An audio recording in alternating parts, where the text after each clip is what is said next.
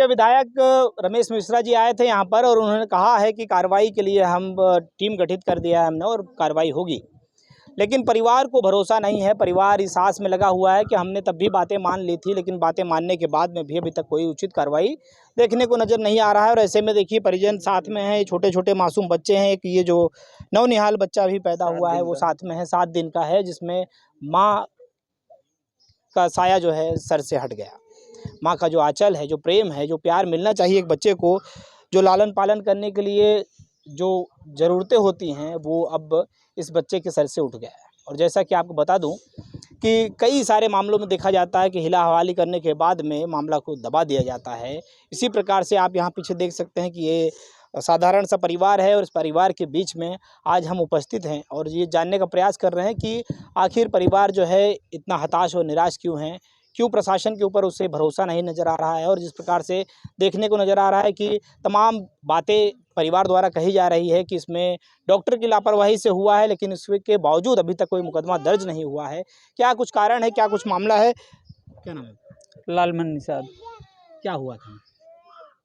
हम मज़दूर हैं, सुबह उठे मज़दूरी करने के लिए निकल जाते हैं।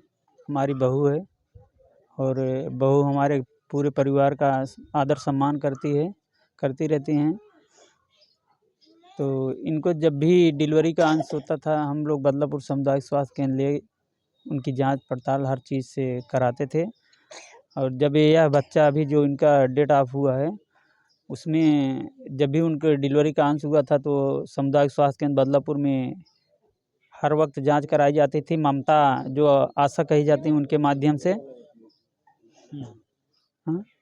अच्छा ये बताइए कि जो डॉक्टर हैं उनसे आपने बातचीत की तो उसके बाद में क्या कहा?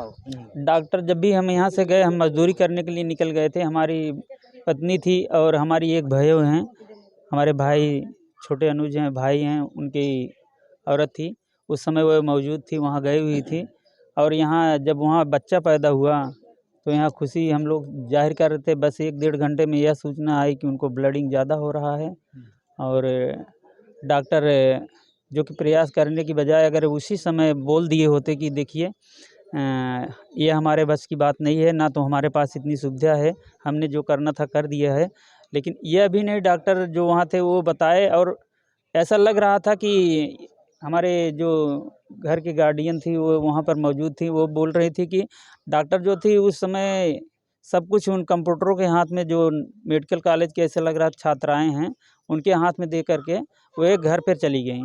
और जब इनकी हालत ख़राब हुई तो उनसे बात की होंगी और उनको ये अभी कह देना चाहिए था कि देखिए उनको ये घर वालों को बता दीजिए कि हमारे कंट्रोल के बाहर है और इनको जैसे भी हो उनको सुविधा करा करके सीएससी या बड़े अस्पतालों में भेजा जाए। ऐसा नहीं किया। जब उनकी हालत एकदम नाजुक हो गई और ना के बराबर हुआ, 1-1.5 घंटे ब्लीडिंग हुआ, तब इसके बाद उन्होंने बताया कि आप जल्दी करो, रेफ़र कर दे रहा हूँ, जल्दी करो। फिर एम्बुलेंस से फ़ोन किया गया, एम्बुलेंस भी नहीं हॉस्पिटल में पहुंचा। प्राइवेट एम्बुलेंस से एक लेकर के हम लोग जैसे ही निकल के बाहर रास्ते में ही थे और जो बच्चा पैदा हुआ यही हमारी पत्नी है, वो लेकर वहीं पर बैठी ही रह गई। इसके बाद बोल रहे हैं जो वहाँ छोटे डॉक्टर थे वो बोले जल्दी लेकर यहाँ से जाओ, स्टाफ उनका बोल रहा है जल्दी लेकर यहाँ से जाओ। अब ये बोल रहे हैं कि हम नहीं जाएंगे, हम कहाँ लेकर जाएँ, यहाँ तो हमारा लड़का भी नहीं है, हम अकेले हैं, कहाँ जाएँ इनको लेकर के। तब थोड़ी देर में लड़के को कैसे भी वहाँ से दौड़ कर आया, बाहर ही था, तब तक एम्बुलेंस भी नहीं आया, प्राइवेट आई। इसके बाद आया तो डॉक्टरों ने ज़बरदस्ती बोला यहाँ साइन करो। हड़बड़ाहट में हमारा लड़का साइन किया। इसके बाद चिट्ठी उनके हाथ में देकर, कौन दिया ऐसा दे करके बोला लेकर जाओ यहाँ से। बाहर आए, प्राइवेट में बैठे। हमको यह नहीं समझ में आ रहा था किधर लेके जाएं। रास्ते में जाते जाते कोई भी जिससे कहीं कोई हॉस्पिटल मिले, हम लोग यही इंतज़ार करते रह गए, लेकिन पहुँचे ही नहीं। तब तक उनकी सांस जब बंद हो गई तो लड़का रोने लगा अंदर। हमको फ़ोन किया, बोल नहीं रही हैं, पहले से ही नहीं बोल रही थी, बोल रही हैं कि अभी हिल भी नहीं रही हैं। तो जो 1-2 साथ में थे बैठे हुए एम्बुलेंस में, उन्होंने उनको देखा तो दम तोड़ ही दिए थे। वो बोल रहे हैं इनके पास कुछ ही नहीं है, सांसें नहीं चल रही हैं। फिर वो लोग वहाँ से लेकर आए हॉस्पिटल बदलापुर सामुदायिक स्वास्थ्य केंद्र में ही, वहीं पर उन डॉक्टरों को ढूंढने लगे, डॉक्टर एक भी नहीं दिखाई दिए, ताला सारा लग गया, कोई भी डॉक्टर नहीं थे। हम लोगों ने डेड बॉडी वहीं रख दिया।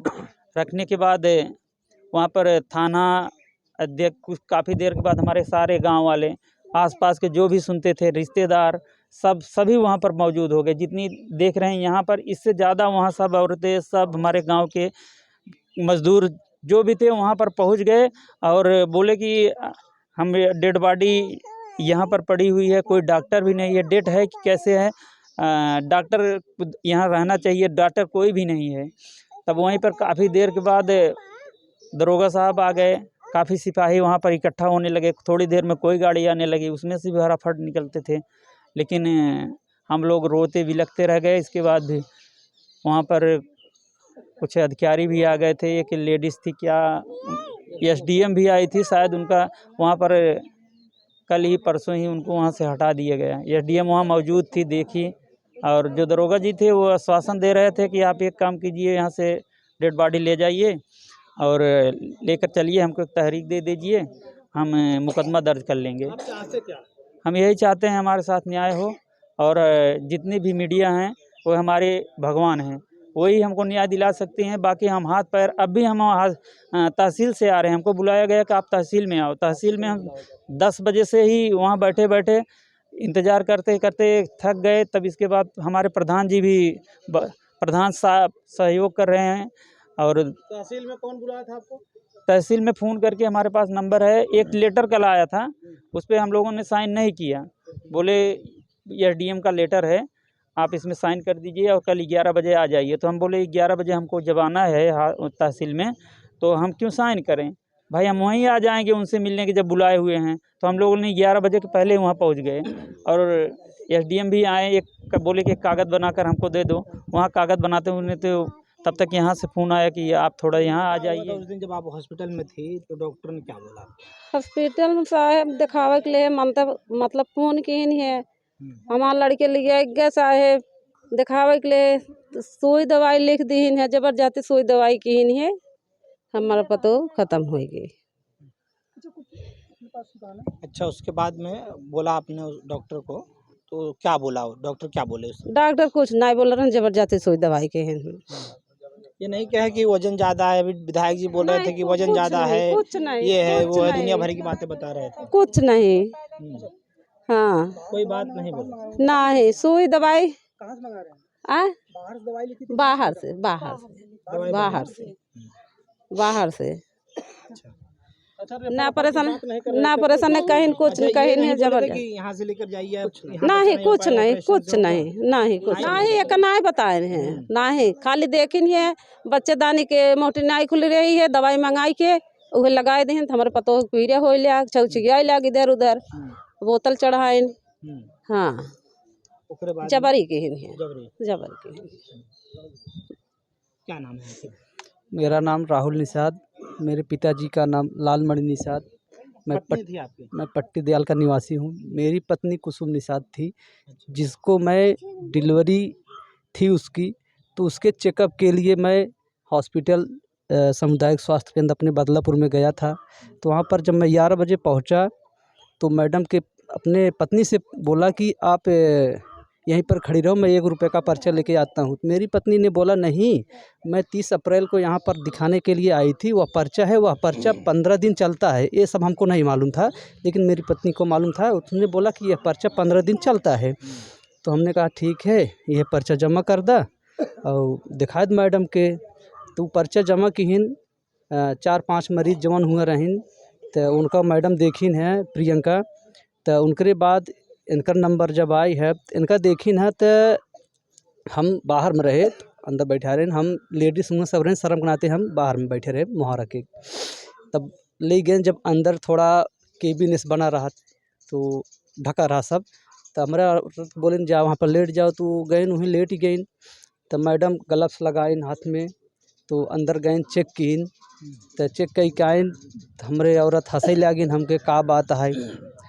कहाँ मैडम कहते न बच्चेदानी के मुँह ना खुला बा। तो हम कहे तब कहाँ मैडम दवाई लिखे हैं, तब कौनो पर्चा दवाई लिखे रहें, तो दवा हमसे मंगाएं। हम काफ़ी देर बाहर में हेरे, सब मेडिकल पे दवा पाए ना आए। तो एक सौरभ मेडिकल नाम से बात, उनके पास गए तो वो कहाँ ई दवा यहीं अपने यहाँ मिले ना, आप गंगा मेडिकल खिए जाइए या द्वारका खिए जाइए, वहीं पर मिल सकता है। नहीं तो यह डिलीवरी का दवा है, आप जेपी हॉस्पिटल पे चले जाइए, वह डिलीवरी कराती हैं, उनके पास में मिल सकता है।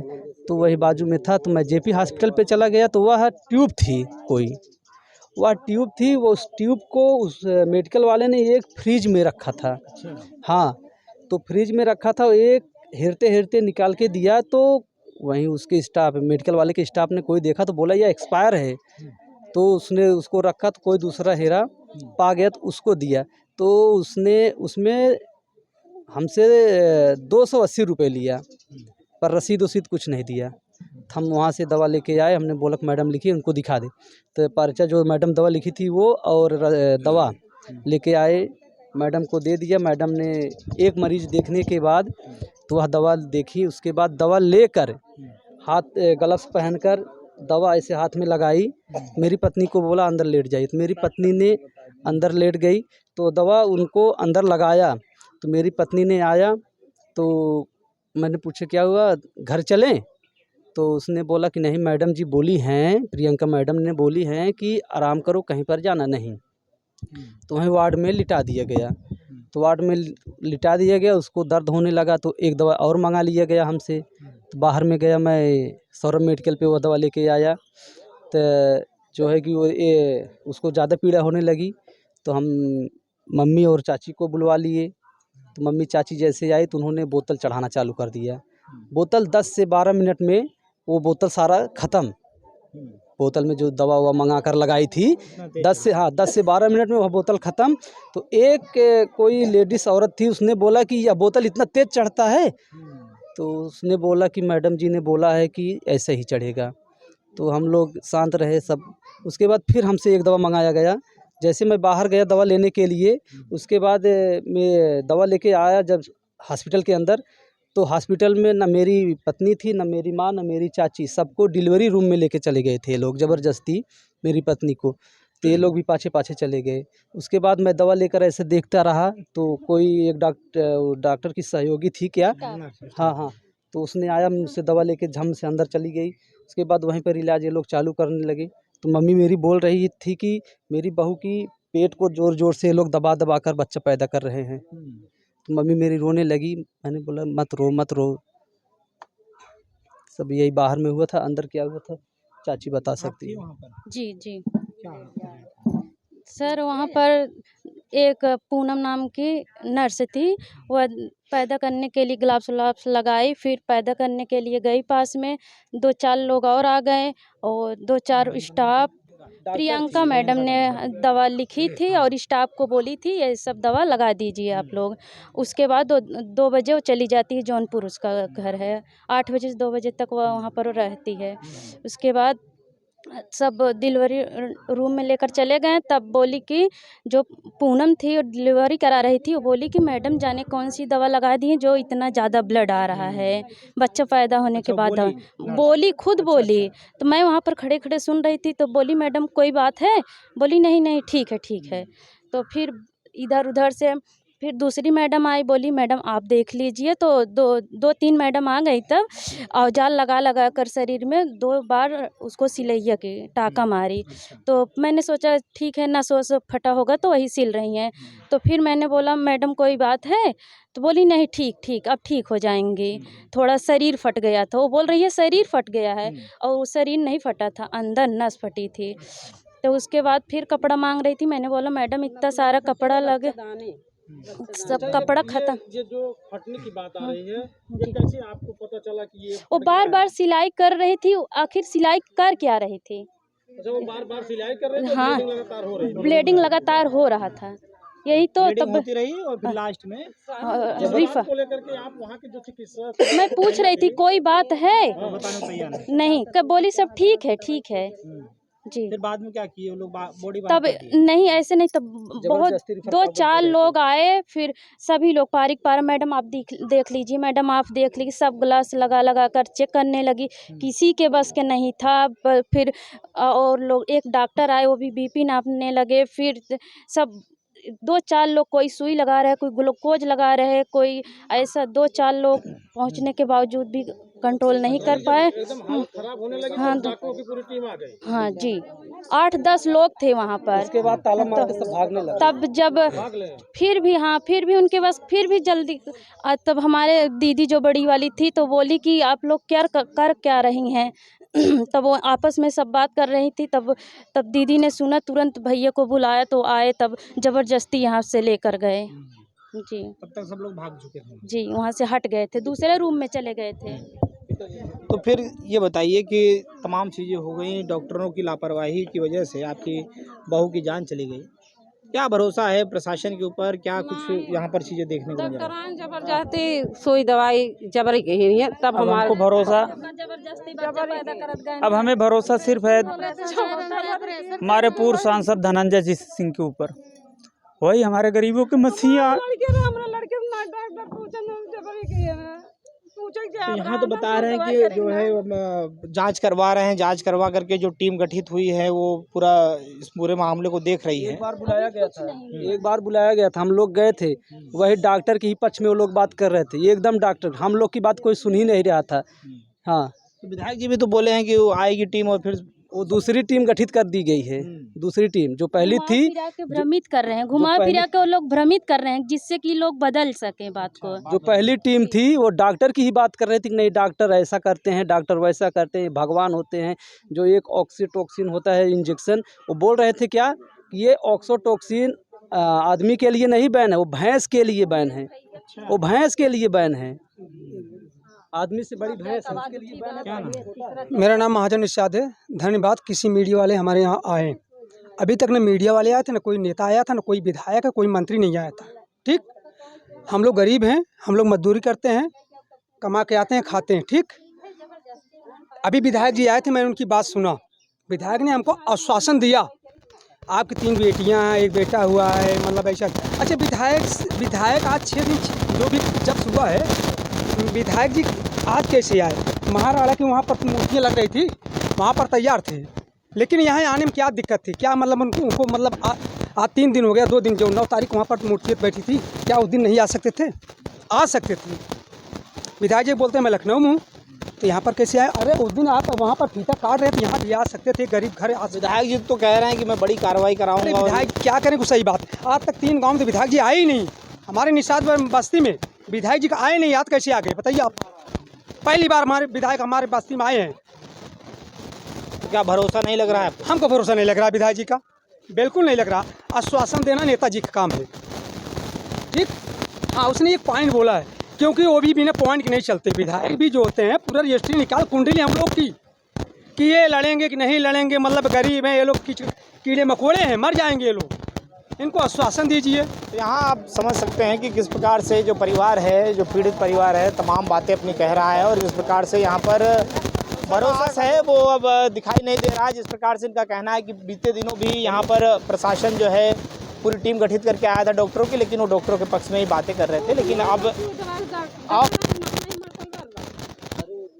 जो है क्या कहा जा सकता है इसमें? अब ये बहुत ही मामला जो है जांच का विषय है, और जब तक जांच नहीं हो जाती तब तक कुछ खुलकर कहना कुछ इसमें जायज़ नहीं दिखाई दे रहा है। और इस समय पोस्टमार्टम रिपोर्ट भी सामने आ चुकी है। पोस्टमार्टम रिपोर्ट के अनुसार डॉक्टर जो है जांच करेंगे, फिर पता चलेगा कि किन किन डॉक्टरों की इसमें लापरवाही थी, किसकी वजह से मौत हुई है, और क्या पूरा प्रकरण सामने खुल कर के आता है। ऐसे में जो अपराधी, जो आरोपी होंगे, उनके ऊपर कड़ी से कड़ी कार्रवाई होगी। यहाँ पर तमाम लोग कह रहे हैं, विधायक जी भी कह के गए हैं, और ऐसे में देखना है कि प्रशासन कितनी सख्ती से इसमें कार्रवाई करती है।